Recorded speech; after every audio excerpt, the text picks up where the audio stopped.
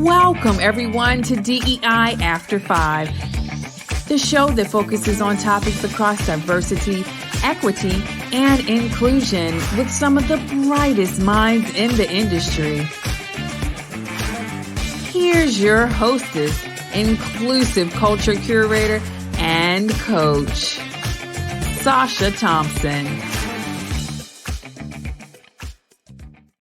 Hello, everyone, and welcome to this episode of DEI After 5. This season, I am really talking about things that are slightly outside of the traditional DEI topics that you usually hear about, right? No unconscious bias. We're not talking about any of that stuff. So this week, one of the conversations that I'm going to have is around mentorship. And lots of organizations have been talking about mentorship, but we want to really talk about how it intersects with diversity, equity, and inclusion initiatives. And so my guest today is Yalonda Brown, who is president of Diversity Initiatives. Yalonda, welcome to the show. Thank you, Sacha. Pleasure to be here with you. Great. I'm so excited about this conversation. So first of all, can you tell us a little bit about Diversity Initiatives and what you all do? Yes. So the organization that I serve as president of Diversity Initiatives is called Engage Mentoring. And what we do is work with companies across the nation and globe to help them grow inclusive cultures by leveraging our technology to implement formalized and structured mentorship programs for their employees. Wonderful. So before we kind of dive into the meat of this conversation, can you tell us the difference between mentorship and sponsorship? Because I think so many people use those terms interchangeably and they are not the same. So can you tell us, based on your experience, the differences between the two? Yeah, that is such a great question, Sacha. And it comes up often because, as you said, the terms are used interchangeably. Mm-hmm. Let me start with, we believe that there are various types of mentoring relationships that are necessary for an individual to grow personally and professionally. So we often talk about and encourage individuals to have a personal board of directors. And one of those roles is that of a sponsor. And a sponsor is someone who usually is within the organization where an individual works that is able to advocate for to help advance their career specifically. And so this person is usually someone that is in an advanced role within the organization. Now, we define mentoring as knowledge transfer. So that can come in the form of, again, we believe it's the foundational relationship, but it could come in the form of a peer-to-peer coach. It can come in the form of, someone that is solely a champion, on behalf of that individual. And so we just believe that it's important to know the purpose of each of those roles and individuals that a person has in their life. I love that because I think so many people are confusing the roles of a sponsor and a mentor. And I love how you said that a mentor can be a peer. Right. It could be someone that's a level below you. It can be someone that is just helping you get knowledge outside of kind of traditional forms of knowledge share. So I really appreciate the differentiation of the two. And particularly with sponsorship, so many people pat themselves in the back. Oh, I'm a mentor. But are you sponsoring? Right. Yes. What are you doing to advocate based on your role? So thank you for that. That's right. And so talk to us a little bit about the importance of mentorship and the benefits of that. Because again, I think so many people think just telling folks something is being a mentor, but there's so much more. So can you talk to us a little bit about what that is and some of the benefits? Yes, absolutely. Mentoring improves culture. And when mentoring I believe mentoring broadens the net for perspectives and ideas being shared and welcomed. I believe, and the data supports that mentoring helps grow one's leadership capacity. Benefits include the promotion of DE&I advocacy.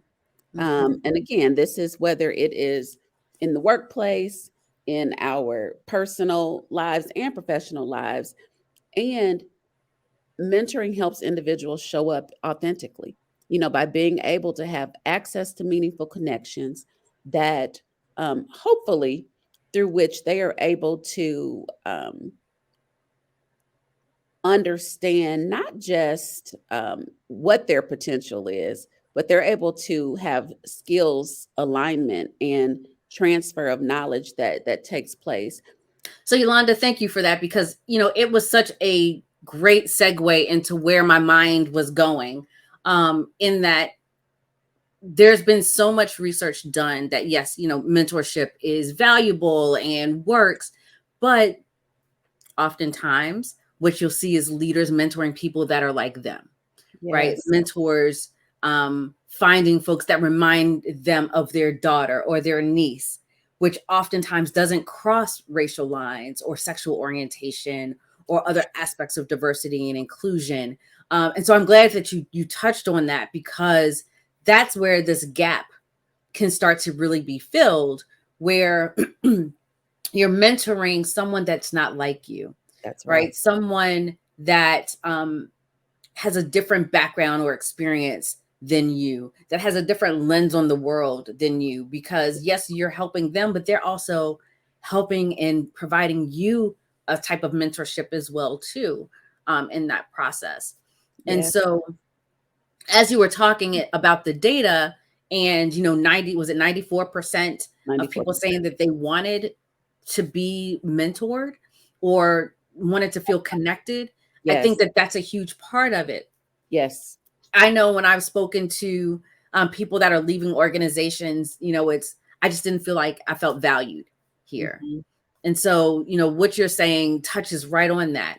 People feel valued when they have those types of relationships, or they have someone that they can go to kind of hash out, am I thinking about this the right way? Or absolutely. Do you have recommendations, Yes, absolutely. So at Engage Mentoring, one aspect of our program is that we believe that every individual has something to give. Mm-hmm. So our participants are invited to serve as both mentee and mentor for that very reason. So that means irrespective of their role, years of experience, the traditional hierarchical ways of matching in mentoring relationships, that is one of the top reasons that mentoring programs fail. It's because, yes, individuals tend to mentor people that look like them, that, have similar experiences. And it has to be part of the culture that leads to belonging. There's so much focus on the DEI. But diversity in itself does not solve all of the challenges. Right. It's the diversity, the equity of access and opportunity, the inclusion where people feel valued leads ultimately to the belonging, which ultimately is the goal, that people feel valued, that they feel this sense of, I can show up authentically, that my cultural, lived, and professional experiences are all going to be considered because I bring those things to the workplace with me. And so that's a personal goal of mine this year, is to seek out a cross-cultural mentor. And when I say that, like, the race aspect of mentoring, I've never had a challenge with, but truly being intentional about thinking, who checks a different diversity box than I do?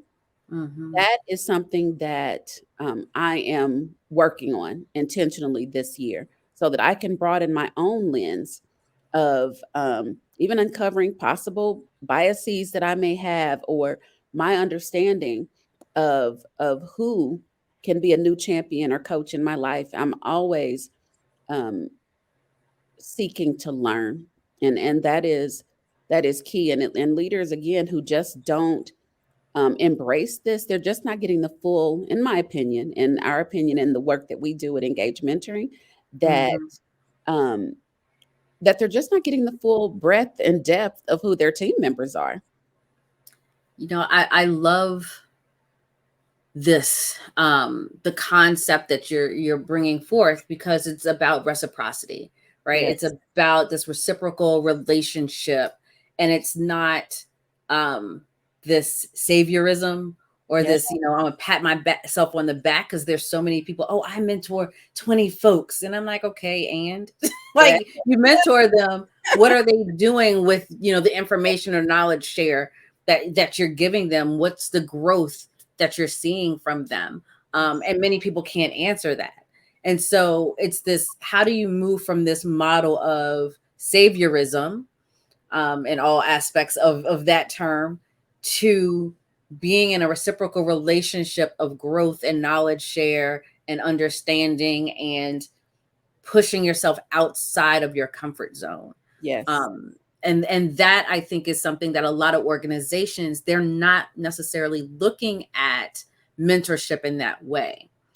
I completely agree. And if I'm completely real about it, mentoring is not even in the top 5 Oh yeah, no. strategies that companies want to invest in. It's not top of mind, Mm-hmm. but really, if the data supports that mentoring is a vital part of any DEI strategy and operationalizing DEI.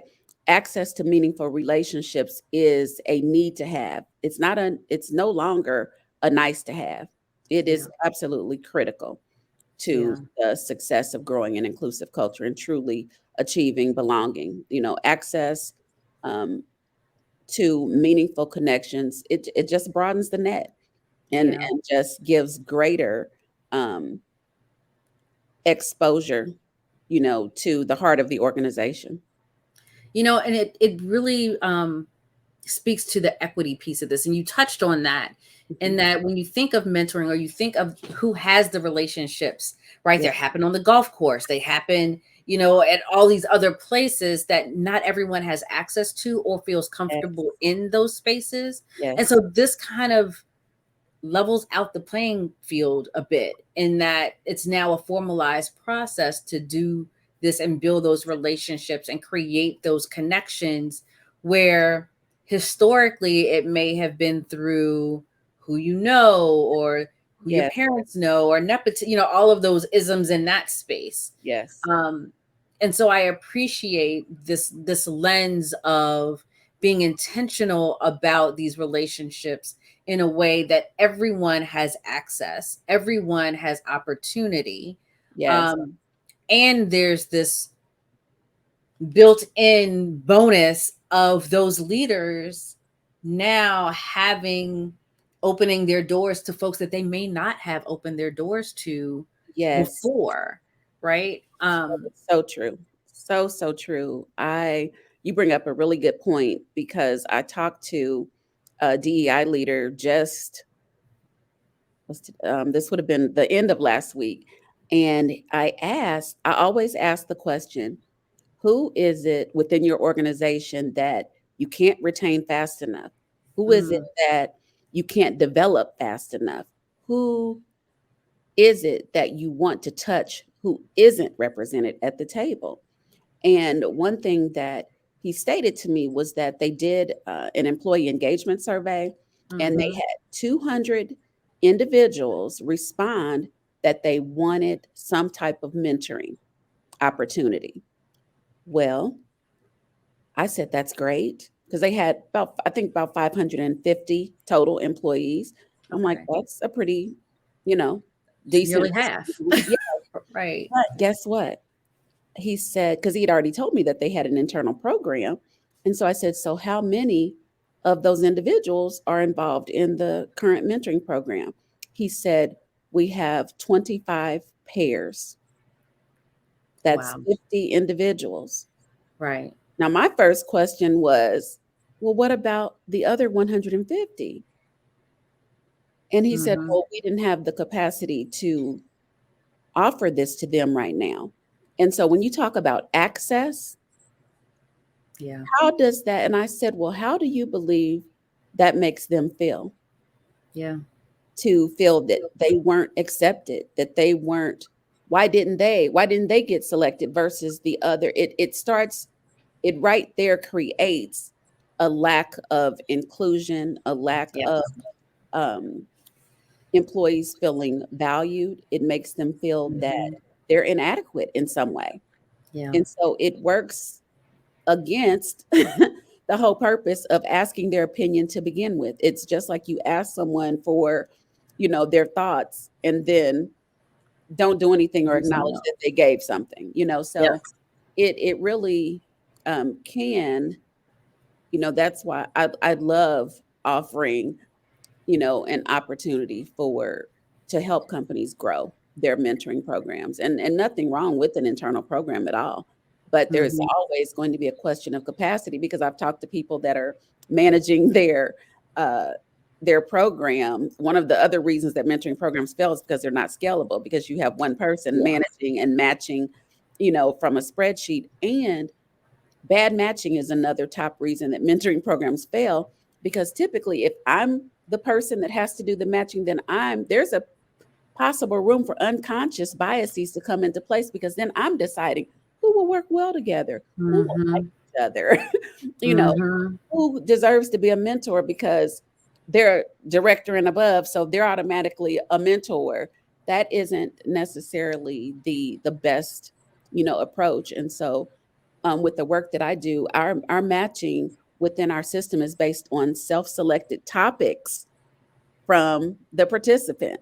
So it's a Okay. topical alignment, and choosing things that I value, that mean the most to me where Yeah. I am in my life. And so there should always be given consideration as to how are you going to bring in an individual's perspective, their identity factors, what makes them who they are. I did a session earlier this week, talking about driving inclusion and belonging through human connection. Mm. And that's part of it, Yeah. really understanding who I am. How do I get to demonstrate that in the workplace? All that I bring, from life experiences, the things that, I know you do, DEI. So it's not, the whole iceberg analogy Mm. Oh yeah. as a leader. What are we doing as leaders to draw out those attributes of our team members that are unseen, those under the surface Hmm. level, ideas that could be such an asset in the workplace. Yolanda, you touched on something earlier that I want to circle back to a little bit, Okay. because I was having a conversation with someone else, that another guest that also does work in mentoring. Hmm. Hers is specific around women in the workplace, Hmm. but she mentioned that um, internal and external, right? The limitations of having internal, and you touched on that and saying, scalability, capacity, all of those things. Yeah. Um, what are the benefits about having a program that has external mentorship? Hmm. That's such a great question. I believe, and I've seen it um, represented in the work that we do. There's a place. Number one, there's a place for both internal and external mentoring. I don't believe. Again, it comes down to capacity, and is everyone who desires the opportunity for mentoring able to have the access? And if there are some companies that have the resources to have a robust insular program, but the external model, or as we call it, a shared model of mentoring that gives employees access to individuals outside of their companies, it allows for greater, in some cases, greater transparency, Hmm. greater trust, and that those conversations, I may not feel comfortable talking to my boss about my lack of confidence. I may not feel comfortable talking about to my executive leader that I need help with executive presence. There are just several things that could come into play that may not necessarily come up in the internal environment out of, for whatever reasons. You know how it is. I don't want them to know. I don't, so Yeah. I just think, again, it broadens the net for ideas to be shared that may not be disclosed internally. I Yeah. think there's a trust factor, and I think it shows. I think it increases my organizational commitment to know that my employer trusts me enough that I can have conversations with someone outside of the organization that's going to support my growth and help me show up um, more authentically and show up with greater organizational commitment and effort. Yeah. And, I think it's interesting too, because the more I think about it, someone that's external can question things that someone internal may or may not be able to question, or it's part of the company culture, but Yes. it doesn't mean that it's right. And so someone that's external has this lens of, well, why is it done this way? Hmm. Right. And it kind of pushes you to think, okay, am I drinking the Kool-Aid, or is this something else, that I need to be mindful of in this process? So I appreciate that. The external piece, and the absolutely trust and confidence, and Yes. not knowing what information will stay with the mentor, if Hmm. it's internal, or, if it's internal in particular. Yes. I think that there may be some limitations to that. And I wanted to bring that up because there's so many organizations right now that are considering mentorship programs. Yes. But again, to your point, they're doing it internally. And so, yes, there are benefits to that, but there are also, I think, more limitations to internal than having something that may be both internal and external, or, fully external. Yes. Yes. I completely agree. I had a conversation with some ERG leaders, Mhm. and specifically around how to grow their ERGs through mentoring.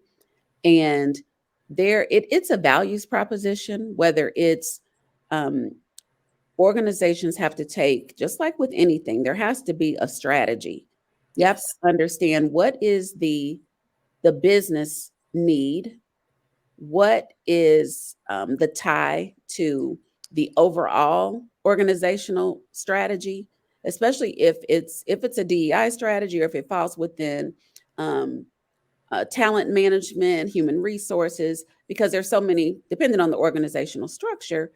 If that conversation doesn't happen to draw the tie, what specific goals will this help us to achieve, then Mhm. it will tend to fall flat.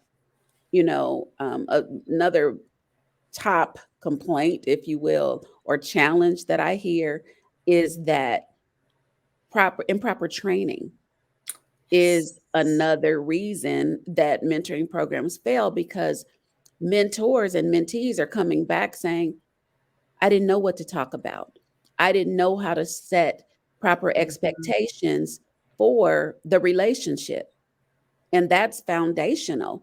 one of the foundational principles that we teach our participants is, we are, one of the only platforms of our type that trains and certifies our participants, because we know that we don't know what we don't know. Yeah. How can I leverage the most out of a mentoring relationship? How can I um, set proper expectations? How can I ensure that I can even articulate what I need? Sometimes we don't know because Right. we haven't had the training, just like with anything else, to be successful. You know what? That is such a critical part of this. And again, it goes back to people having this mindset that mentorship is just me giving advice. Like, Yes. there is a structure to it. There are some outcomes that need to come from it. And so that training is so critical. And how do you conduct a meeting, right? A Yes. connection point. Yes. How do you challenge in a way that helps people grow or think about? It's almost like coaching in a sense. That's And right. that there are some questions, right? Any coach will tell you, like, there are we ask questions to help you get to a point of understanding and growth, right? Not to answer our own personal curiosities often. Yes. I mean, because we do ask questions out of curiosity, but it really is about what is the mentee getting out of this, right? Yes. This isn't unnecessarily about the mentor feeling, again, pat on the back. You know, I shared my knowledge of how many years Yeah. I've been in this industry, but how are you also challenging that person to think about things from a different perspective? That's right. Or pushing them to step out of their comfort zones, right? Because sometimes that's what it is too. So I really love the context that you're giving us around mentorship, because again, so many people and so many organizations right now are looking at ways to bring programmatic aspects to DEI. And Yes. this is one way to do it, but it has to be done intentionally. It Yes. has to be done, as you said, as part of this larger strategy. It Yes. cannot be this one-off thing that's disconnected from all the rest of the work. That's right. That's So right. that's, I think, is such a critical piece of this. So I want to do a quick little pivot Okay. and ask you, this work is difficult, and within DEI and mentorship, and at least getting folks to understand the importance of things when it Yes. makes common sense to us. So how do you take care of yourself? Like, how do you fill your cup? I have learned over the course of, I call them my pandemic years, Yep.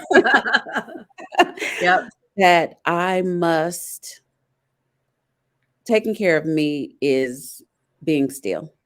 Mm, I have been a chronic hustle and grind mm-hmm. individual. I wore my hustle and grind like a badge of honor for many years, and I still fight those tendencies.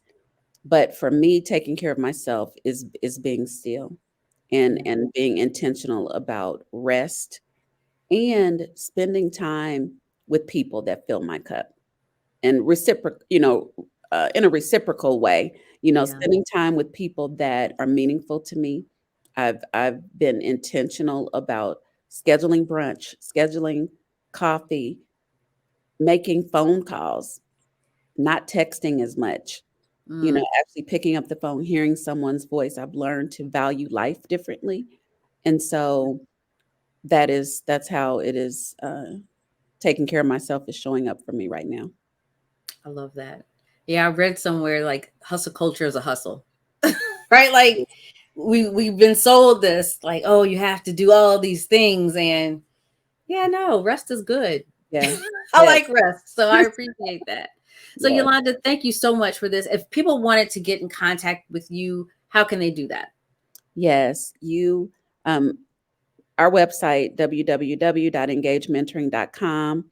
My email is yalonda@engagementoring.com, and I'm on LinkedIn. Please connect Wonderful. with me. I would love to connect with Wonderful. your audience.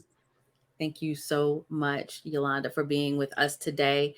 And thank you all for joining us for this episode of DEI After 5. I'm hoping that you were able to walk away with a few nuggets that can help you and your organization as you're thinking about mentorship within your DEI efforts. So join us again every Tuesday at 5:15 p.m. Eastern on YouTube or your favorite podcast platform. See you next time. Have a good one.